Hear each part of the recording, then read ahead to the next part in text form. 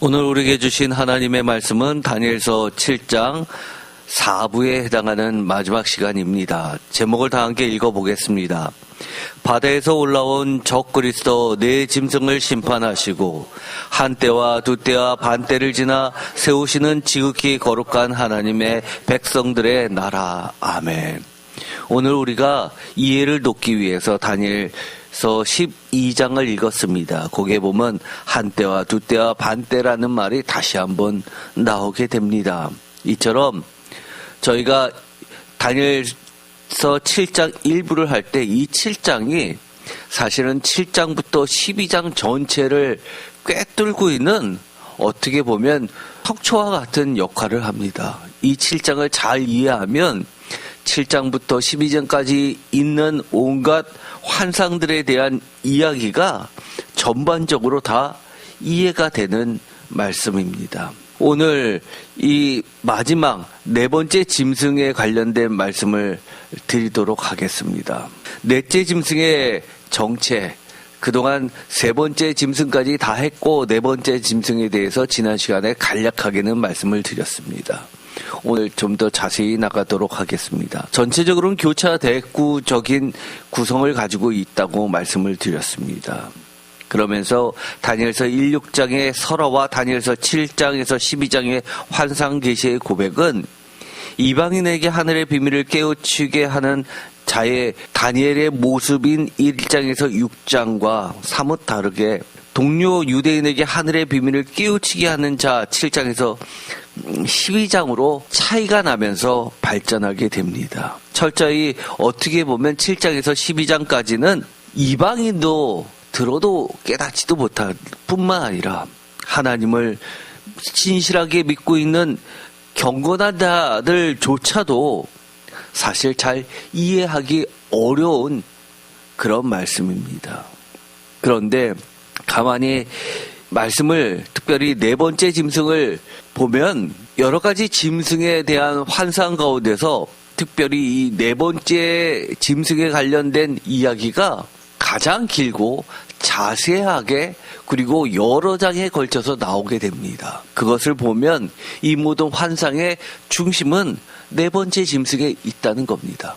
어떻게 보면 다니엘서 환상 전체의 이야기는 이 네 번째 시대의 네 번째 짐승, 적그리스도의 시대에 살고 있는 경건한 하나님의 백성들에게 인내하라고, 경건한 삶을 유지하라고 그렇게 쓰여져 있는 성경책이기도 합니다. 또한 이것을 자세히 기록한 것을 보면 여러 가지 암호적인 말로 바꿔져 있지만 이 주전 2세기 때의 상황을 역사로 전부 다 바꿨을 때 구성이 가능할 정도로 매우 자세하게 되어 있다는 점이 놓치지 말아야 할 특징입니다. 그래서 이것을 가지고 학자들이 이 다니엘서는 주전 2세기 마카비 혁명이 배경이 됐던 안티오크 4세의 적그리스도 그런 행위들에 대한 이야기가 깔려 있다고 합니다. 그러나 이 전체는 다니엘서는 묵시문학으로서 하나님께서 인정하시고 성경책에 집어 넣으셨습니다. 다른 것과 다르다는 이야기죠. 세상에 있는 다른 묵시 이야기들과 다르다는 이야기입니다. 그렇다는 얘기는 이 이야기는 주전 2세기만을 향한 말씀이 아니라 오늘 21세기에 사는 대한민국의 많은 신실한 하나님의 백성에게도 똑같이 적용되는 말씀입니다. 좀 더 자세히 보도록 하겠습니다.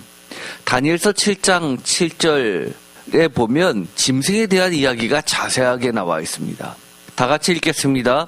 내가 밤 환상 가운데 그 다음에 본 넷째 짐승은 무섭고 놀라우며 또 매우 강하며 또 새로 된 큰 이가 있어 먹고 부서뜨리고 그 나머지를 발로 밟았으며 이 짐승은 전에 모든 짐승과 다르고 또 10뿔이 있더라. 아멘. 넷째 짐승은 한마디로 포악하기 그지없습니다. 새로 된 큰 이라는 걸로 봐서 강도 면에서 비교할 수 없을 정도입니다. 먹고 부서뜨리며 발로 밟을 정도로 힘이 셉니다. 그 나머지 모두를 밟으면서 전의 모든 짐승과 다르다고 이야기합니다.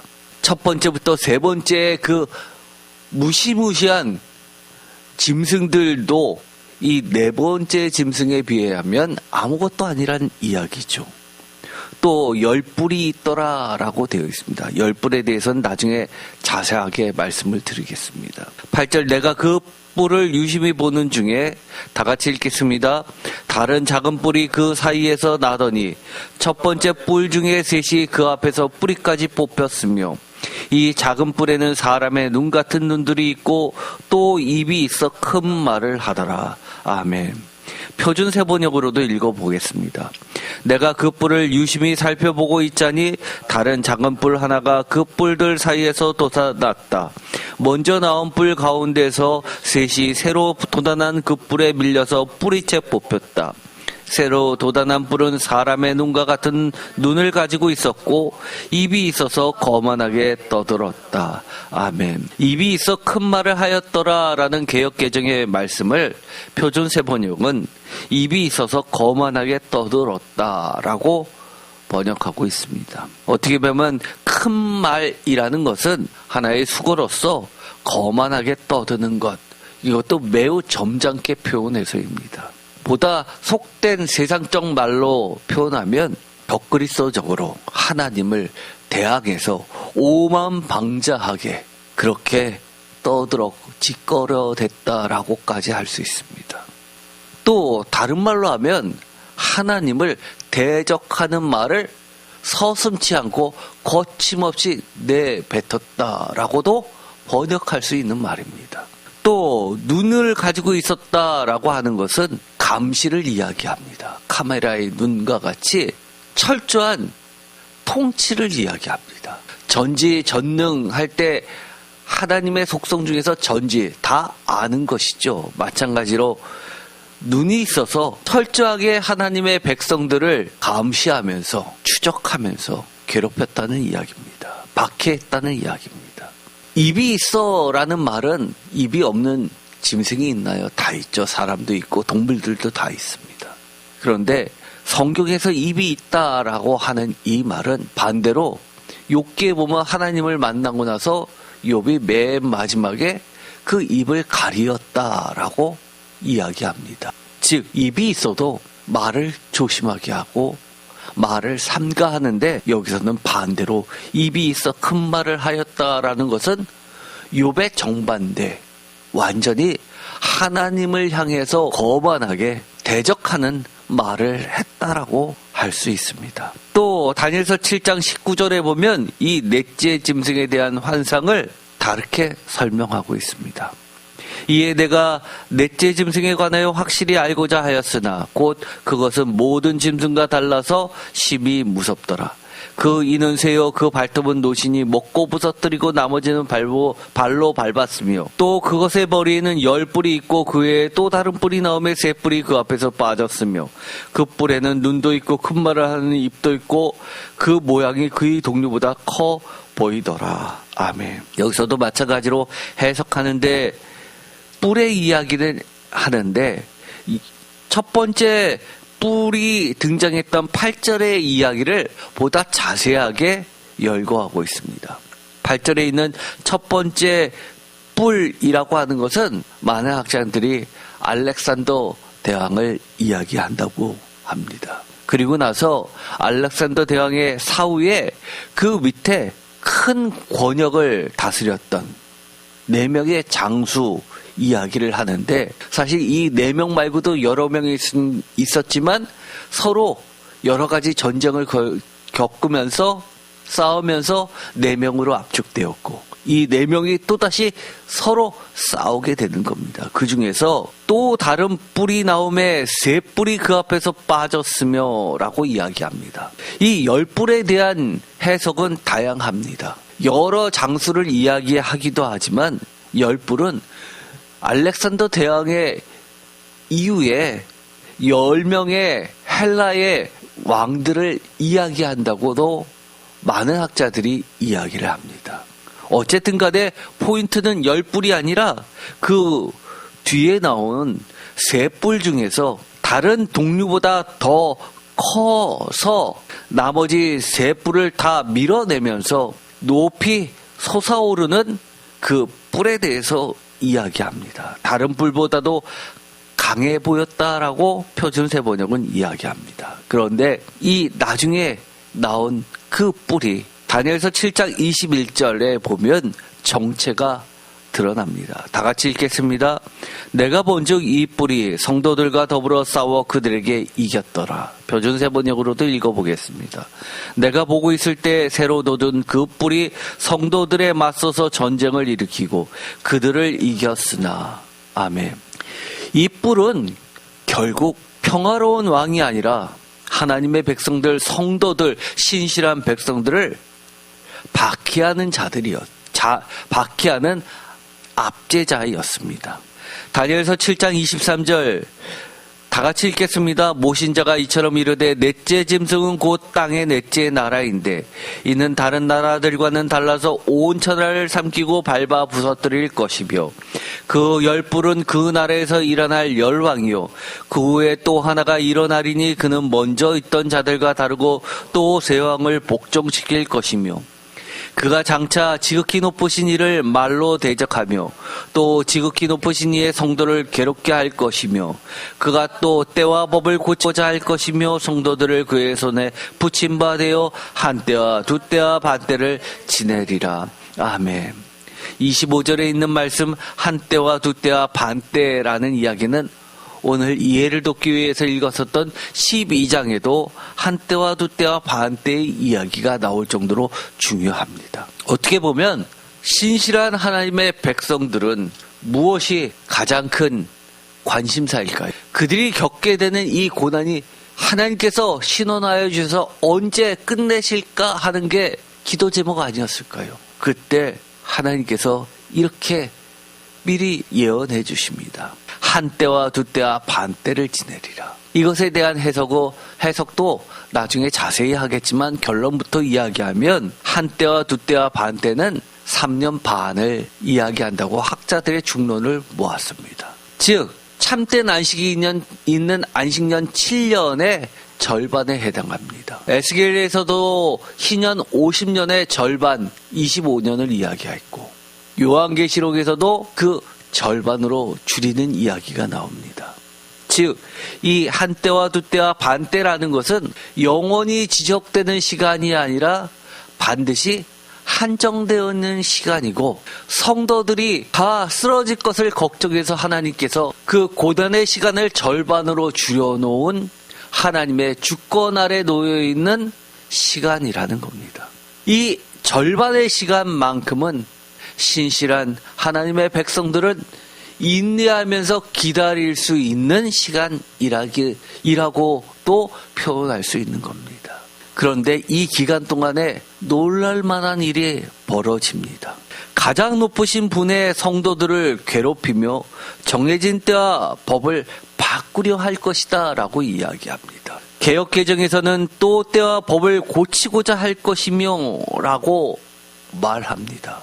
때와 법, 이것은 다니엘서 전체의 매우 중요한 키워드입니다. 여기서는 때를 이야기하는 것 이상으로 법을 고치고자 할 것이며 라는 말은 때와 법을 고친다라는 전체 한 단락으로 보아서 1장부터 12장까지 있었던 하나님의 때라는 그 시간의 개념 외에 보다 구체적으로 하나님을 향해 고정되어 있는 예배 시간을 이야기합니다.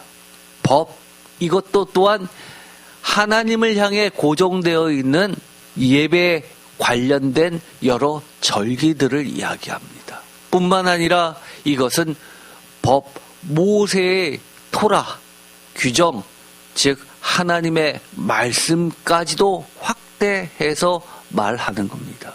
넓게 보면 때와 법이라는 것은 하나님의 주권을 향한 도전이기도 하지만 보다 구체적으로 이야기하면 성도들과 하나님 사이를 연결시켜주는 가장 두드러진 특징, 하나님의 백성이 아니면 일반인들이 세상 사람들이 가지고 있지 않은 매우 특징적인 예배 시간, 하나님을 향한 절기들, 성경 말씀, 토라의 규정들, 하나님의 여러 가지 구체적인 명령들을 말한다는 것입니다. 이렇게 때와 법을 고치는 방법, 수단은 성도를 괴롭혀서, 즉 박해해서 힘으로 짓밟아서 그들이 그의 경건한 뜻을 포기할 수밖에 없게끔 만들려고 한다는 겁니다. 결국 그들의 최종 목적, 이것은 다른 것이 아니라 지극히 높으신 이 장차 지극히 높으신 이를 대적하는 거라는 겁니다.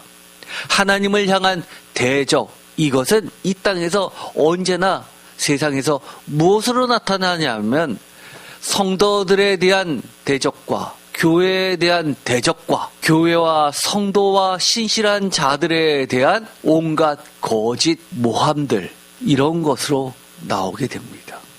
때로는 때와 법을 무엇으로 고칩니까? 힘 있는 권력자에 의한 법을 바꿔서, 사회법을 바꿔서 괴롭히는 겁니다. 그래서 교회는, 교회사를 보면 정부와 매우 친했던 적도 있지만 대부분은 반대 대척점에 놓여서 항거하는 시대가 훨씬 많았습니다. 주로 어떤 형태였습니까? 사회에선 교회를 핍박하는 법을 세워서 교회를 핍박할 때 목숨 걸고 지켜낸 신앙의 선배들이 하나님의 법과 때에 초점을 맞춰서 피로 증명해냈던 겁니다.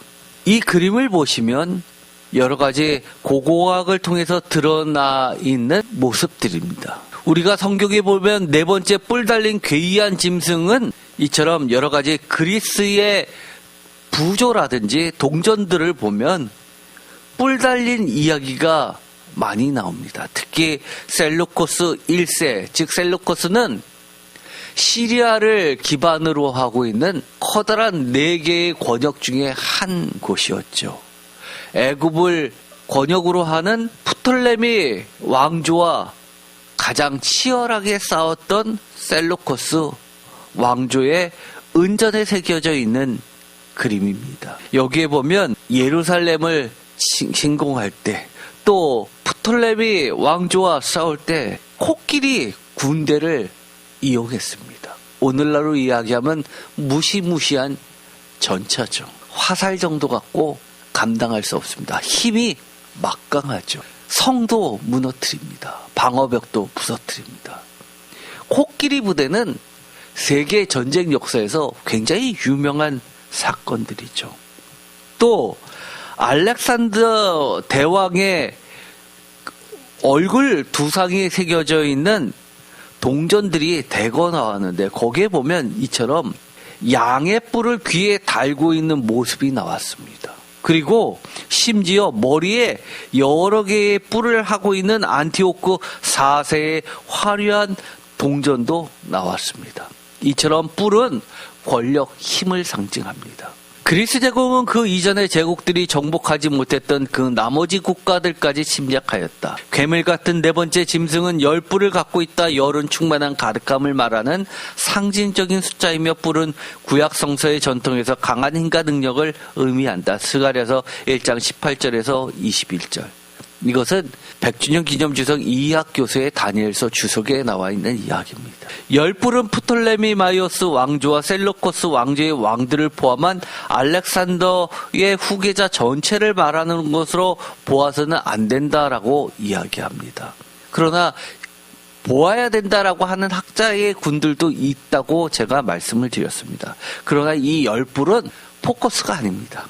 어쨌든 간에 이 10뿔은 이학 교수는 오히려 안티오크 4세 이전에 있었던 7명의 셀루코스 왕조의 왕들, 셀루코스 1세부터 셀루코스 4세까지야 데메트리우스 셀루코스 4세의 아들로 왕이 계승권에 있었던 데메트리우스 안티오크 4세의 정적 헬리오도투스 그리고 프톨레마이오스 6세를 일컫는 것으로 보아야 한다라고 10뿔에 대해서 해석하고 있습니다. 이것은 의견이 분분합니다. 어쨌든 간에 10뿔은 왕들, 권력들을 상징합니다. 이 작은 뿔은 안티오쿠 4세를 지칭하는 것으로 보인다. 7장과 8장에서 소개되고 있는 두 번에 걸친 짐승 환상들은 그를 반복해서 뿔로 상징하고 있다. 7장 24절, 25절, 8장 9절에서 12절, 23절에서 25절. 뽑힌 세 뿔에 대해서는 7절에 안티오쿠 4세의 형이었던 셀루코스 4세 필로파토로 기원전 187년에서 175년 데메트리우스 헬리오도투스이다. 안티오쿠 4세는 이들을 제거하고 왕위를 탈취하였기 때문이다. 확실한 것은 아니지만 위에 세 사람이 뿌리째 뽑혀버린 뿔셋 가능성이 많은 것이다. 여기서도 확실하지 않다는 전제를 달고 있죠. 어쨌든 간에 뿔은 권력입니다. 안티오쿠스 4세를 작은 뿔로 표현한 것은 그가 원래는 왕위 계승권을 소유하지 못한 작은 아들이었기 때문일 것이다. 원래 안티오쿠스 4세는 왕이 될 수 없는 자입니다. 그런데 여러 가지 속임수를 써서 결국은 정덕주를 제거하고 심지어 가족까지 죽이면서 왕을 거머쥡니다. 이 큰 말이라는 원어상의 뜻은 오만방자한 말이다. 11장 36절에서 비상한 말로 하나님의 권위에 대적하는 안티오쿠 4세의 오만함에서 본문의 큰 말의 의미를 다시 한번 찾아볼 수 있다. 마카베오상 1장 24절, 마카베오하 5장 17절에도 나와 있습니다. 작은 뿔, 다니엘서 7장 8절에 있는 다니엘서의 작은 뿔, 이것은 네 짐승의 환상의 네 나라 바벨론, 메데, 페르시아, 헬라의 흥망성쇠를 지칭한다. 사실 이것이 중론이죠. 그러면서 옛적부터 항상 계신 지극히 높으신 이의 싸움, 심판, 인자가 다스리는 나라의 건설을 묘사하는데 초점이 맞춰져 있는 것이 7장이라면 8장은 메데, 페르시아, 헬라로 이어지는 지상 역사의 소란스러움, 케이오스죠. 카오스. 전쟁을 두 뿔 가진 수양과 두 눈 사이에 현저한 뿔을 가진 순념소 사이의 싸움으로 풀이되는데 초점이 되어 있다. 아까도 말씀드렸지만 7장을 이해하면 8장도 읽을 수 있다고 말씀을 드렸습니다. 저희가 지난 시간에는 8장도 읽었죠. 11장도 읽었습니다. 7장이 지상의 세력에 대한 하늘 세력의 웅진과 심판을 증언한다면 8장은 지상의 세력들 사이의 전쟁을 증언하고 두 뿔 가진 수양이 강가에 섰던 짐승 8장 3 서편에서부터 온 짐승 8장 5절이라는 점이다. 강은 티그리스 유프라데스 강이며 강가에 선 수양은 메소포타미아 지역에서 발원한 두 세력 메데와 페르시아를 상징한다. 서편은 바다 지중해를 이야기하고 헬라를 지정학적으로 이야기한다. 바다에서 올라온 흑암의 세력이 바다 세력이 강의 세력을 무찌르고 강의 세력이라는 것은 바벨론을 이야기하고 바다 세력이라고 하는 것은 그리스를 이야기하죠. 하늘 군대의 빛을 만큼 커져서 하나님께 대적하고 하나님의 세력을 심하게 괴롭힌다. 다니엘서 8장 9절에서 14절, 23절에서 25절. 즉 강의 세력을 치고 권세를 확장하는 바다의 세력에 대한 고발이 환상과 환청의 양식으로서 다니엘서 8장에 기술되어 있다. 그러면서 중요한 이야기를 하기 시작합니다. 정해진 시간의 끝이라는 것이 헬라어로 에스칼톤이라는 뜻입니다. 그래서 종말론을 이야기해 에스카톨로지라고 합니다. 종말론에 대한 헬라어의 표현입니다. 성전의 모독 특징이면서 이스라엘의 제의와 신앙 분석이 단절됨을 강조한다.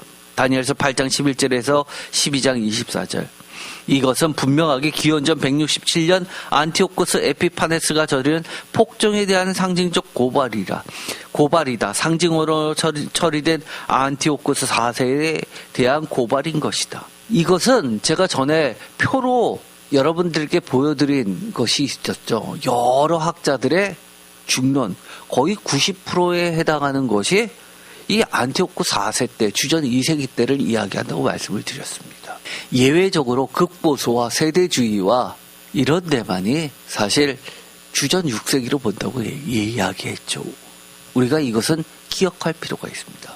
만약에 누군가가 무슨 소리냐, 성경인데 주전 6세기가 맞지, 주전 2세기라고 하는 것들이야말로 다 이단이야, 성경을 훼손하는 거야 라고 주장한다면 여러분 어떻게 이야기하시겠습니까? 그거야말로 하나님의 묵시 문학, 하나님의 묵시라는 것을 부정하는 말이다라고 얘기해 줘야 됩니다. 분명한 이 7장부터 12장까지의 이 모든 환상은 구체적인 역사에 기반을 두고 있습니다. 그래서 이것을 학자들은 중요한 이야기입니다. 뭐라고 이야기하냐면 역사의 신화화라는 말을 씁니다. 뭐라고요? 역사의 신화화. 왜 그러냐면 여러 가지 박하 상황에서 역사를 있는 그대로 예를 들어서 안티오코 4세다 이런 식으로 박해를 했다라고 적어놨다고 생각해 봅시다. 아까 특징 감시체계. 이 다니엘서는 남아나지 않았을 겁니다. 다 불태워져 없애버렸을 겁니다. 그런데 이것을 이런 박해 상황에서 마치 신화처럼 바꿔놓았습니다. 뭐라고 그러면 이건 당신에 대한 얘기 아니에요. 이건 우리가 신화입니다. 라고 이야기할 수 있는 겁니다. 어떻게 보면 역사의 신화를 통해서 이 성경은 보존될 수 있었던 겁니다. 이것은 성경을 기술하는 굉장히 중요한 문학 양식을 빌려 쓴 어떻게 보면 예언이기도 합니다. 그래서 묵시문학이라고 하는 겁니다. 반대로 또 이런 말도 있습니다.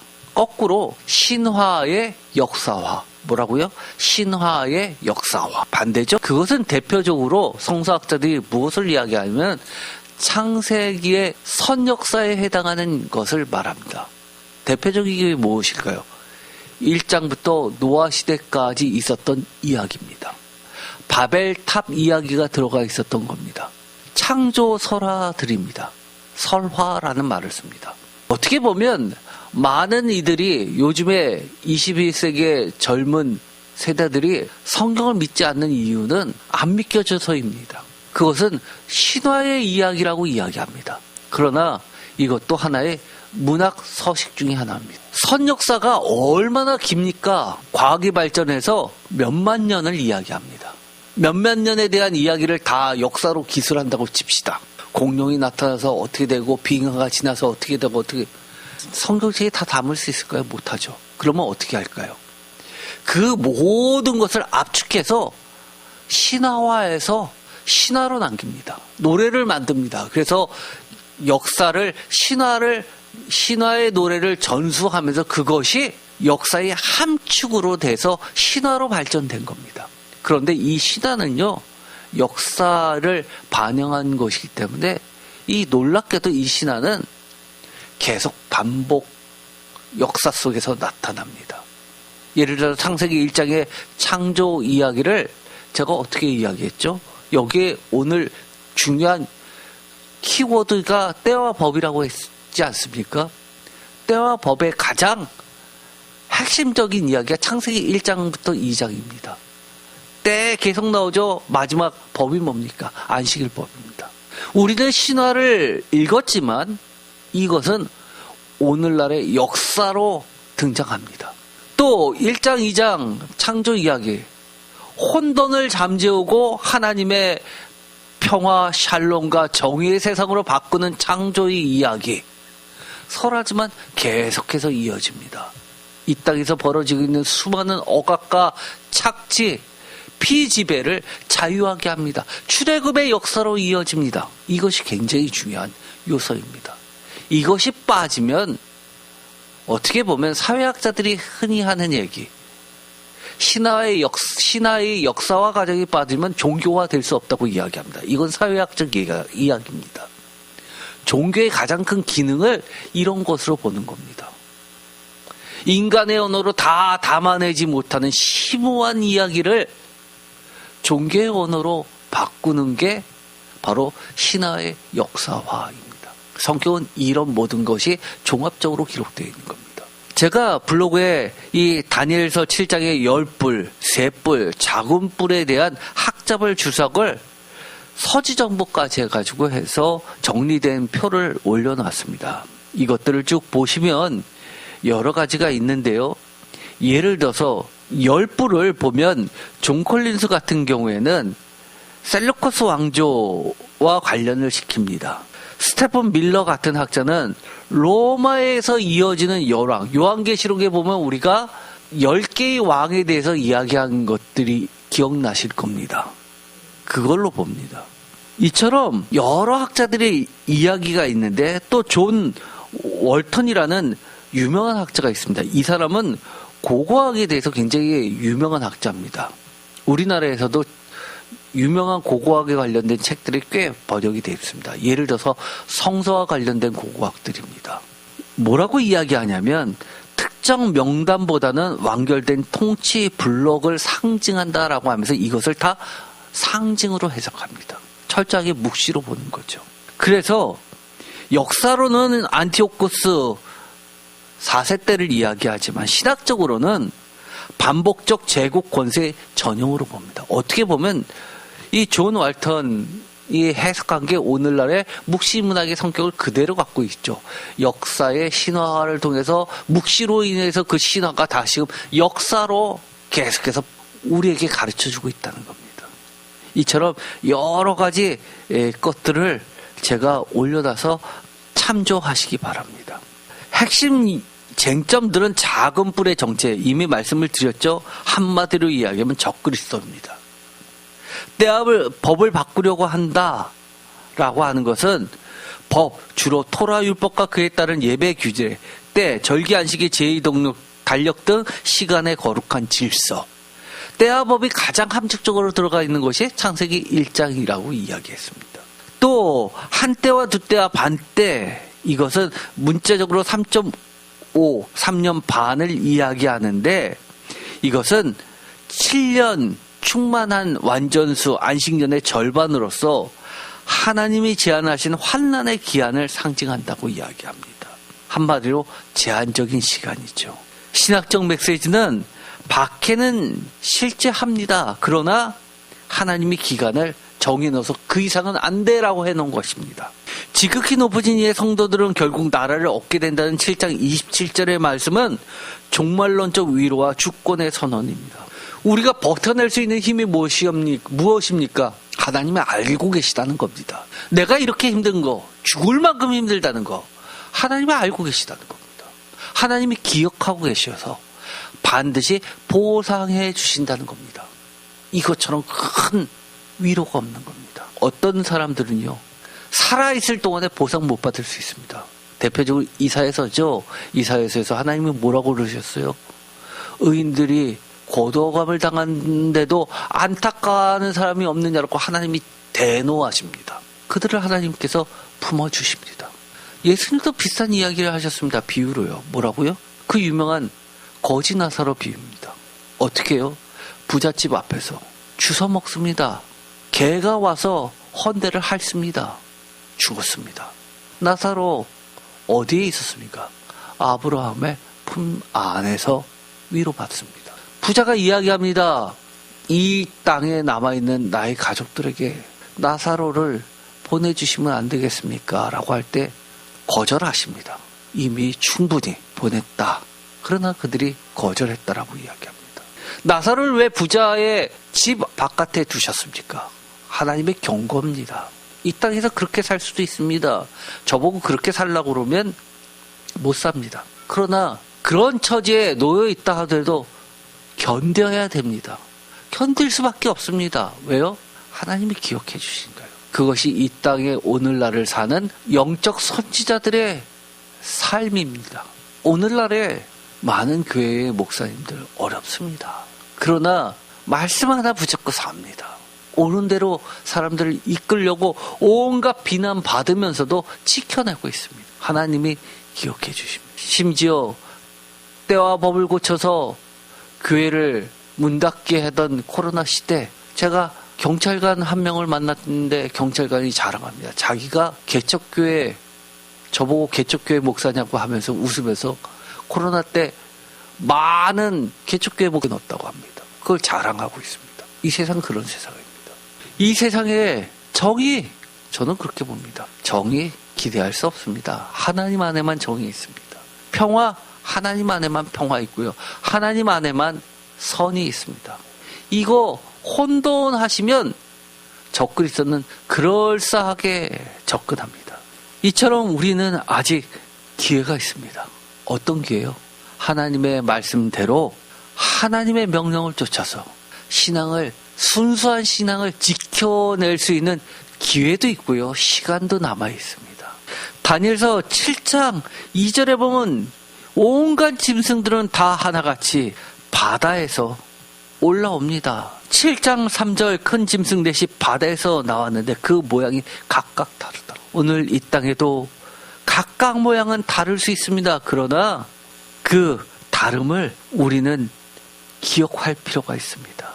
본질을 꿰뚫을 필요가 있습니다. 제가 이 다니엘서를 설교를 준비하면서 가장 주안점을 두었던 것은 존 웨슬리 목사님이 어떻게 다니엘서를 보았느냐였습니다. 제가 블로그에다가도 이것은 나중에 존 웨슬리의 다니엘서 주제에 대해서는 여러 설교 본문을 가지고 다시 한번 설교를 할 겁니다만 몇 가지만 보도록 하겠습니다. 특히 다니엘서 7장에 관련된 설교입니다. 다니엘서를 해석하는데 웨슬리 목사님은 이 때가 언제냐라고 하면서 세대주의적 해석을 일절하지 않았습니다. 여기 보시면요, 원문 출처가 나와 있는데요. 번호가 있죠. 이 맨 왼쪽에 원문 출처라고 하는 것은 전 세계에 웨슬리 학회가 있습니다. 웨슬리 학회에서 웨슬리 목사님의 설교를 다 모아넣어서 번호를 붙여놓은 책이 있습니다. 그것에 따라서 이것을 그 중에서 발췌한 겁니다. 왼쪽에 원문이 있고요. 이렇게 얘기했죠. 하늘에 네 바람이 큰 바다로 몰려 닥쳐라는 부분을 여러 세력들의 투쟁으로 인한 세상에 큰 동요를 나타낸다. 그리고 네 큰 짐승은 네 큰 제국들, 이장의 큰 신상으로 지시되었던 것과 동일하다. 라고 해석했습니다. 사실 다니엘서의 설교는 많이 하지를 않았습니다. 웨슬리는 네 짐승 환상을 이장의 느부갓 네살 꿈 신상 예언과 동일하게 해석하면서 역사를 주관하는 하나님의 주권을 강조합니다. 이것이 다니엘서를 읽는 포인트입니다. 우리는 여기에 초점을 맞춰야죠. 네 바람은 세상의 혼란과 격동을 상징하고 네 짐승은 바벨론, 메데, 바사, 헬라, 로마로 이어지는 세계의 제국들을 나타낸다고 보았던 겁니다. 로마까지를 보았죠. 왜냐하면 띠인 돌이 예수 그리스도이기 때문이었습니다. 이는 다니엘서 예언에 대한 그의 역사주의적 해석의 기초를 보여줍니다.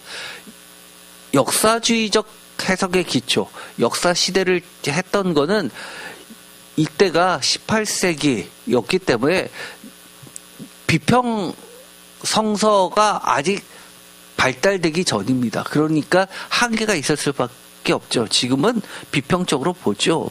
또 웨슬리는 이렇게 이야기합니다.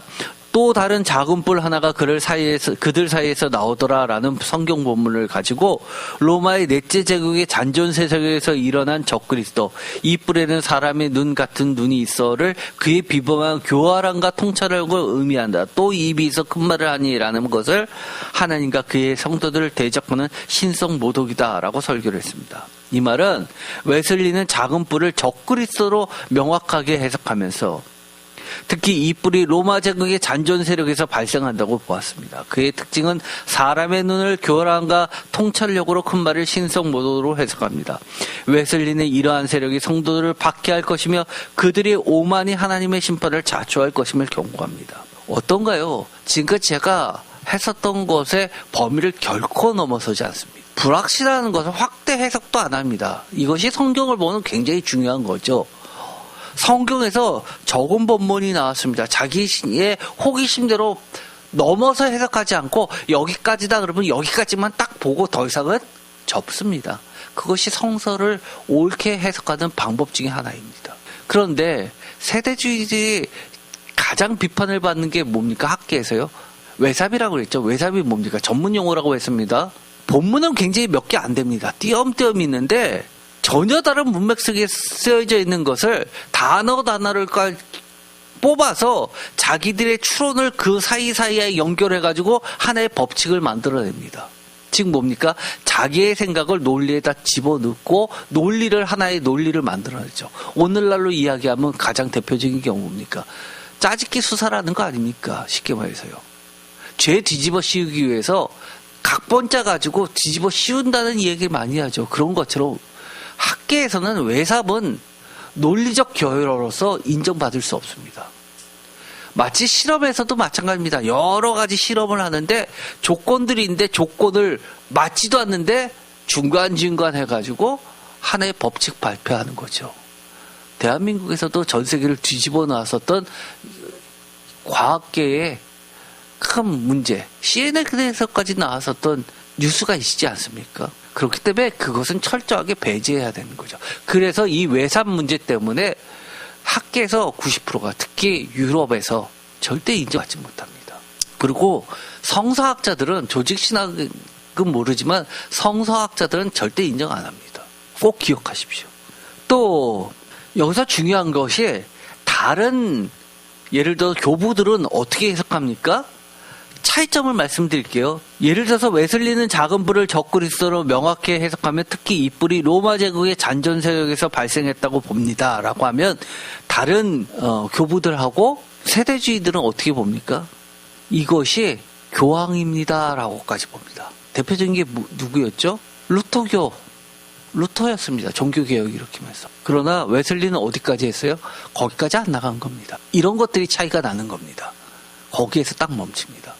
그것이 로마든 교황이든 할 것 없이 심지어 모두 해당한다는 겁니까? 웨슬리 목사님에 의하면 이 교회 내에서 비대해지면서 절대 권력을 휘두르면서 하나님의 교회를 사유화하는 모든 세력들도 적그리스도라고 보는 겁니다. 어떤 게 더 맞습니까?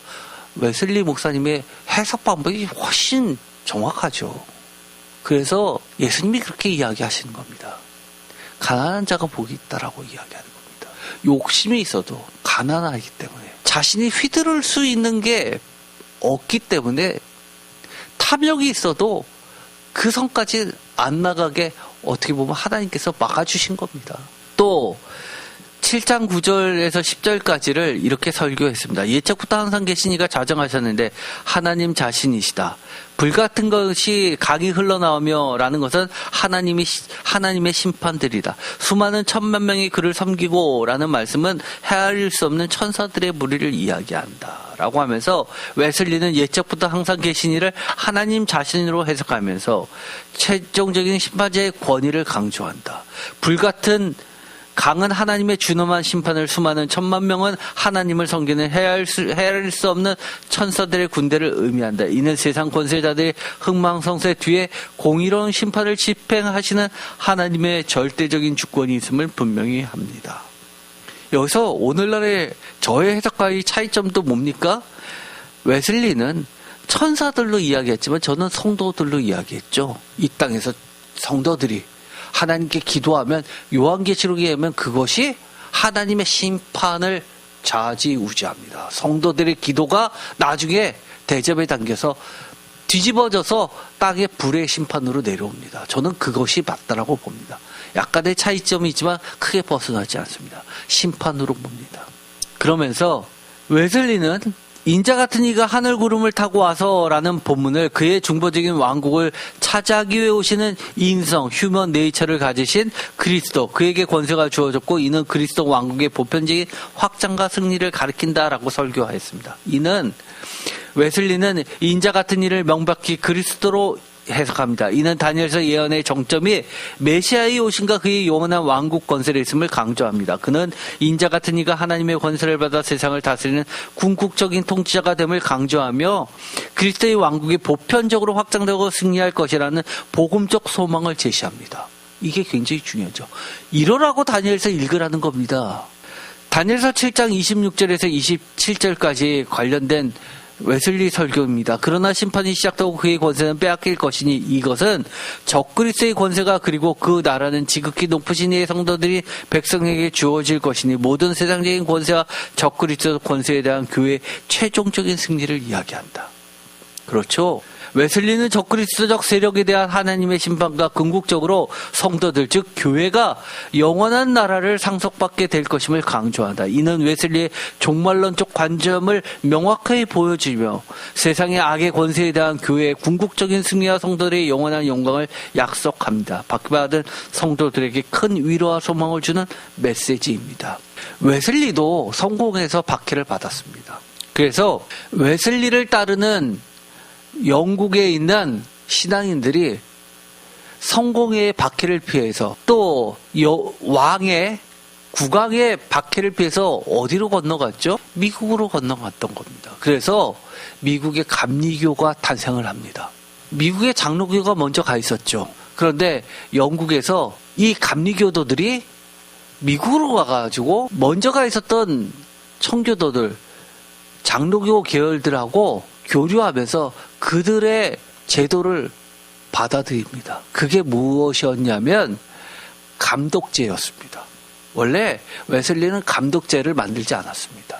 그러면서 그들이 웨슬리를 초청합니다. 그러면서 미국의 감리교의 초대 감독으로서 웨슬리를 추천하니까 웨슬리가 노발대발했습니다.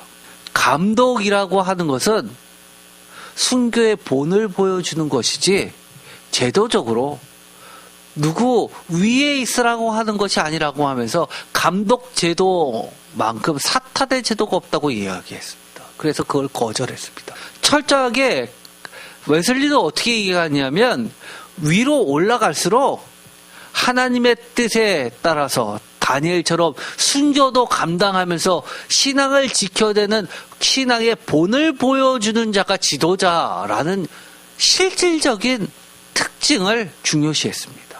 여러 가지 형식적으로 제도를 갖춰서 권한을 입혀주고 하는 것에선 일절 관심이 없었죠. 그것이 중요한 거예요. 그런데 미국의 감리교를 통해서 대한민국의 감리교가 들어왔습니다. 그러다 보니까 미국의 제도를 그대로 답습합니다.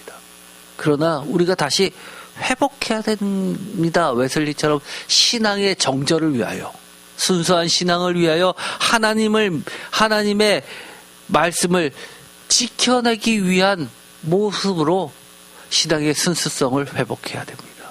제가 블로그에다가 웨슬리 설교문을 그대로 올려놨습니다. 예를 들어서 이거에 보면 설교 66번에서 징조의 때 The Science of the Times라는 제목의 설교를 원문 그대로 올려놓은 것이 있습니다. 그리고 그 밑에 번역도 직역도 해놓은 것이 있습니다. 이런 부분을 보면 하나같이 어떻습니까? 웨슬리 목사님은 철저하게 성경 안에서 다니엘서를 어떻게 읽으라는 겁니까? 다니엘서 12장 오늘 읽었지만 맨 마지막에 말씀처럼 12절 기다려서 1335일까지 이르는 그 사람은 복이 있으리라. 13절 너는 가서 마지막을 기다리라. 이는 내가 평안히 쉬다가 끝날에는 내 몫을 누릴 것임이라. 라는 이 말씀을 가장 중요한 다니엘서의 주제 목적으로 보았고 이것을 지키기 위해서 나머지 모든 성경 구절들을 이처럼 다니엘의 순수한 신앙을 지켜내는 신앙의 규범으로 해석했던 겁니다. 다른 말로 이야기하면 이것이 무엇입니까? 다니엘서를 성화의 과정으로 읽어냈던 겁니다. 다니엘서를 오늘날 우리에게 이렇게 읽으라고 가르쳐 준 겁니다. 그것을 놓치면 안 됩니다. 이단들이 좋아하는 것처럼 세대주의자들이 좋아하는 것처럼 지적 호기심을 신앙의 호기심을 채우는 수수께끼 비서를 푸는 그런 호기심 천국으로 만들어서는 안 된다는 것을 다시 한번 명확히 하시고 다니엘서를 하나님이 원래 우리에게 주셨던 목적대로 이처럼 오늘날에도 적그리스도 세상에서 순수한 신앙을 지켜내는 신앙의 교범으로 읽어내시기를 반드시 축원드립니다. 기도하고 마치겠습니다. 하나님 감사합니다. 오늘 7장 4부를 하면서 끝으로 웨슬리 목사님이 어떻게 다니엘서를 읽어왔고 감리교도들에게 어떻게 다니엘서를 받아들이라고 모범을 보여준 것까지 살펴보았습니다. 이는 하나님께서 창세기 1장에 때와 법을 만드시면서 하나님과의 밀접한 관계를 계속 유지하시기를 바라면서 적그리스도 종말론적 세상에서 순수한 하나님에 대한 신앙을 지켜내면서 끝까지 인내하라고 응원하시면서 보상이 있다는 것을 말씀해 주시는 것으로 배우게 되었습니다. 우리가 끝까지 하나님의 말씀을 지켜내는 다니엘과 같은 참된 신앙인 모두가 되게 하여 주옵소서. 예수 그리스도의 이름으로 기도드립니다. 아멘.